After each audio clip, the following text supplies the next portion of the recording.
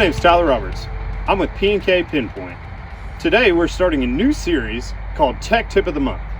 We are going to show you how to calibrate a TCM on a 6000 receiver. Today we're using a 8320R and we're going to use the 4600 display. The Starfire 3000, 6000, and 6000 integrated receiver use an integrated terrain compensation module, or TCM, to adjust the calculated machine position based on the terrain on which it is operating. The TCM adjusts for roll, pitch, and yaw motion to improve receiver and auto track system performance when operating in challenging conditions such as hilly ground. The TCM ensures accurate section control and auto track guidance performance. It also provides input data such as pitch to systems such as active yield monitoring systems on combines. First thing we need to do is we need to access the receiver page. And on a Gen 4 monitor, you can do that from two different points. The first point is right here at the top. There's this clock, the cloud, and the receiver signal. And you can click that and then just click the receiver icon there. The next way we can do it is we can go down here to the ISOBus VT and it just pulls up right there. If it doesn't pull up, you can click on this page and find it right here. So from there, what we need to do is we need to go to Setup and then we'll find this calibration page.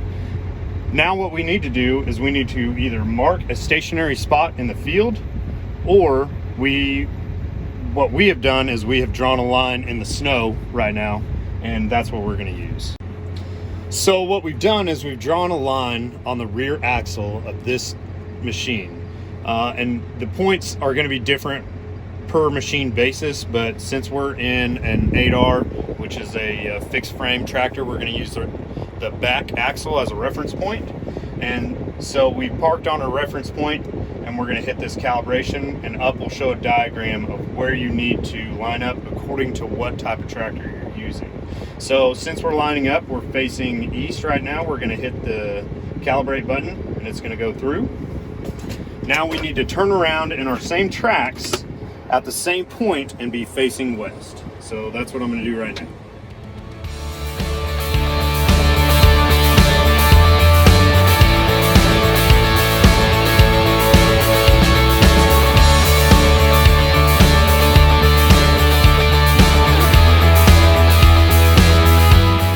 So while you're moving, you're going to get this notification right here that says the machine must be stopped to calibrate, which that's fine. We will be stopped whenever we get back to our marked location, so show the tracks. So what we're trying to do here now is we're trying to be back in our exact same tracks, which we're really close. It doesn't have to be exact, but the closer the better. And so what I'm going to do is I'm going to start slowing down here.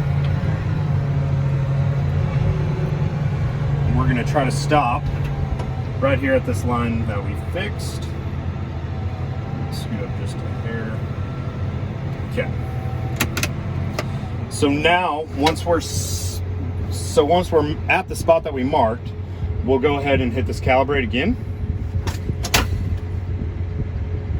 And it's going to tell you that it was successful. And the best way to test this is we're going to go in and we're going to set a track.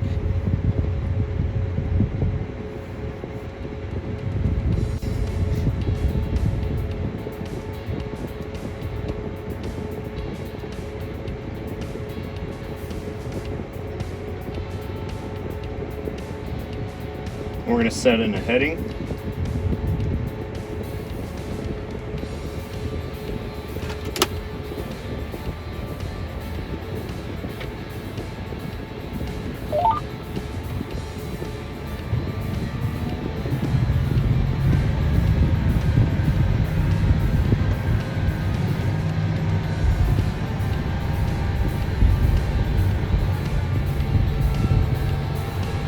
We're going to turn around.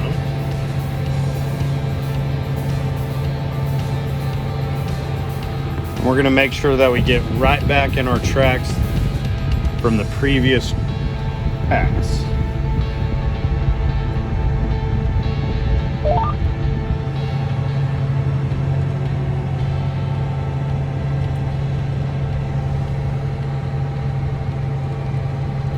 Looks pretty good.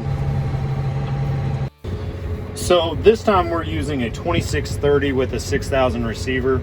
It's important to note that the 6000 and the 3000s both calibrate the same way. So in order to find our receiver page, we're going to hit the menu button and then click on the receiver and go to the setup.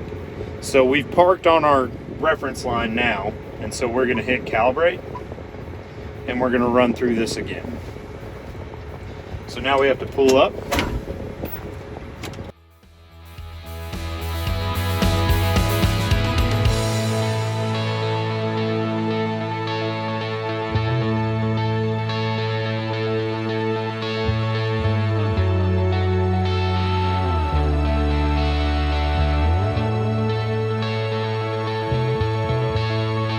Stopped in our same location, facing the opposite direction. We're going to go ahead and calibrate,